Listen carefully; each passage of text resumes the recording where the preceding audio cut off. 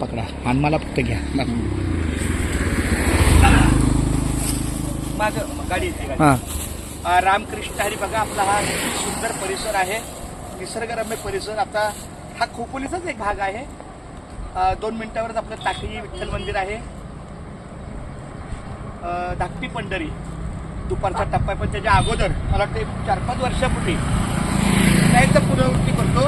सचिन तांडेल महाराज आणि फक्त पर्याय सचिन तांडेल महाराज कीर्तनकार सहज इथून जातो. त्यांनी मला ते भेटले म्हणजे कुठलं काय 2 मिनिटात चर्चा केली आणि त्यांनी आपलंच करून घेतलं. मी मला असं आमची दिदी येते. आज 8वा दिवस आहे.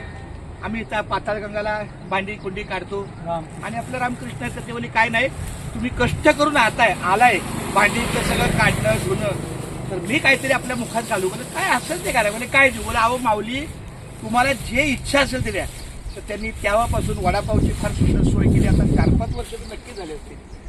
आणि विशेष म्हणजे त्यांच्या ह्या सेवेबरोबर संध्याकाळी त्यांनी मुक्कामाची पण आपली जागा सोय केली आहे. तर ते जरा बसा ना मध्ये येतात. संध्याकाळी कमळाबेन बाजारपेठेत आपला हॉल आहे फार सुंदर.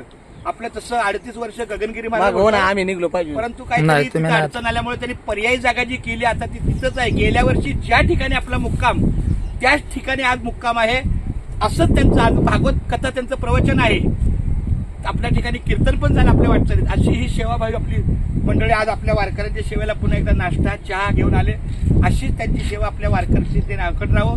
सातत्यानं आम्हाला प्रेम मिळो त्यांना उदंड आयुष्य मिळो आणि अशीच त्यांची निरोगी सेवा राहून त्यांच्या उज्ज्वल यशासाठी आणि ते जे काही व्यवसाय करतात कामधंदा करतात नोकरी काय ज्या त्याला यश मिळो एवढीच प्रार्थना बावली चरणी खूप खूप धन्यवाद. पुंडलिक श्री ज्ञानदेव पंढरनाथ भगवान विजय.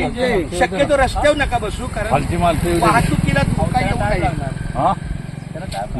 बाया माणसं काम करते त्यांना ठोता नाही पण तरी जे खाऊन होतील मार्गी लागतील.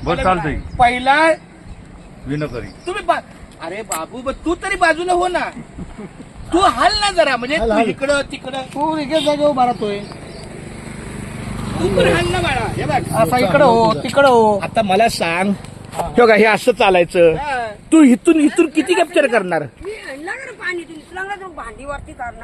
फार सुंदर माऊली.